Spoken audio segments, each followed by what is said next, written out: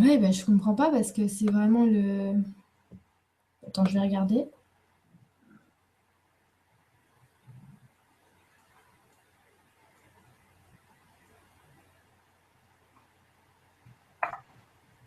Et je voulais que ça soit vraiment au max tout le temps. Et du coup, j'ai tellement fait n'importe quoi en me focalisant là-dessus que j'ai tout déréglé à m'en faire un truc de fou. J'avais une douleur, mais terrible que je me suis fait ici. Du coup, j'étais allée dans une forêt et puis je suis allée demander de l'aide parce que j'avais un mal, mais horrible, quoi. Je me suis fait un casque à force de tirer sur la corde, quoi. Et c'est là que j'ai compris que maintenant, tu n'as pas à faire ça, quoi. Il faut vraiment que tu accordes tout soit tu avances, mais avec tout ton corps, tu n'avances pas qu'avec une seule jambe. Donc, que si tu veux ouvrir, c'est tout, tout, tout, tout, tout. C'est-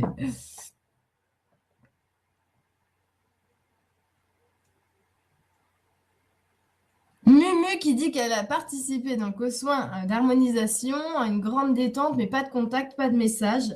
Mais Mumu, tu es comme tout le monde, tu as des idées et c'est juste que tu ne te fais pas confiance. Alors là, je te promets, on ne peut pas les voir à ta place, les messages. Maintenant, Mumu, imagine, allez, t'imagines un espèce de petit bonhomme. Il est petit, tu vois, c'est un espèce, il a un chapeau avec, comme un chapeau de bouffon du roi, tu vois. Et là, il a un objet dans les mains. Qu'est-ce qu'il a dans les mains? Imagine-le. Bon, et bien cet objet-là, hop, c'est un message. Attention, regarde par exemple ce qu'on a fait avec le portail du 9. Regarde bien, tu as une personne devant toi, peut-être que tu la vois pas bien, c'est pas grave, tu vois que sa silhouette. Hop, elle a un écran de télé devant toi, et sur l'écran de télé, c'est un reportage animalier, et c'est quel animal? C'est comme ça qu'on a des messages quand on veut libérer la tête et contrecarrer un peu l'esprit. Tout le monde peut en avoir. Attends pas qu'on te parle avec comme ça aux oreilles. Tu vas attendre 3000 ans. Tu as des messages, Mimi. Il faut que tu te fasses confiance. Euh, alors, il y a Céline qui dit que suite aux soins, du coup, elle était.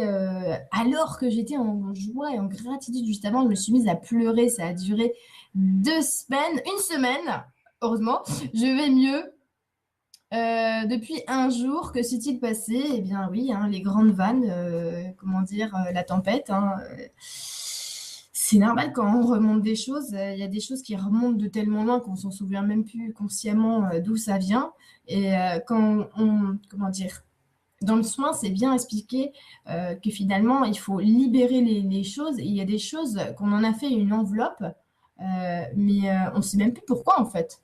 Euh, et moi, à chaque fois que je vois, par exemple, cet état de pleurer, c'est rare, très rare que je pleure. C'est le fait que ta rivière à l'intérieur, elle stagnait un petit peu. Il y avait des coins stagnants dans ta rivière et que, hop, tu te mets à enlever, en fait, cette rivière intérieure, c'est les émotions. Il y a des émotions qui étaient stagnantes depuis très longtemps et ça fait remonter tout ça à la surface et hop, ça coule des larmes comme ça qui viennent sortir quoi de toi pour aller enfin se libérer. Donc c'est vraiment des grandes libérations, ça, ces moments-là. Bah, bravo, hein. Euh, Coucou Lulu, Nana Chouette. Coucou Lulu, en ce moment, je suis très fatiguée. Mon médecin m'a dit que j'avais attrapé la grippe. Ah mince, attendez, j'ai perdu la. Steph, elle me dit toujours pas Internet. Comment faire pour éviter de tomber malade? Car j'ai pas envie de faire le vaccin contre la grippe. Bah, attends, c'est pas parce que tu attrapes la grippe que tu dois faire un vaccin contre la grippe. Non, mais qu'est-ce qui t'a lobotomisé la tête, le médecin? Et en plus, tu n'attrapes pas la grippe. C'est pas quelque chose que tu. En fait, comment dire, ton organisme le contracte. Et très souvent, quand notre organisme contracte la grippe, c'est que notre plexus a besoin de faire une poussée de fièvre pour bien nettoyer en profondeur ce qu'on n'a pas réussi à faire avant que ça en arrive à cet état-là. En gros, on passe en mode décrassage où c'est un peu comme mettre, tu sais, les degrés de la machine à laver le linge à fond pour bien que le linge soit bien nettoyé. Donc voilà. Euh, je vois pas pourquoi tu serais obligé de te vacciner hein, tout à coup, quoi. Faut laisser les fièvres qui sont pas infectieuses.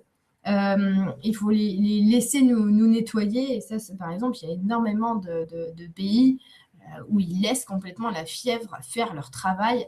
Moi, par exemple, qui a un père d'origine syrienne, bah, je vais vous dire, moi, j'ai jamais eu comment dire, ça a toujours été, on avait la fièvre, il fallait qu'il nous couvre à fond de plein de couettes pour qu'on transpire la fièvre, parce qu'il disait c'est comme ça que tu pourras, c'est comme ça que lui avait appris justement parce qu'ils n'avaient pas de médecin, et du coup c'était un moyen voilà de laver tout le corps, et c'est vrai que quand on laissait comme ça la fièvre monter, ça faisait un pic où après on transpirait et la maladie partait avec la transpiration, quoi. C'est comme ça qu'ils disaient dans leur village. Et voilà, donc il ne faut pas dramatiser le fait d'avoir eu une grippe. Et en plus, si tu n'as pas envie d'être malade, c'est justement parce que tu dois l'être. Je suis vraiment désolée, mais c'est vrai en plus.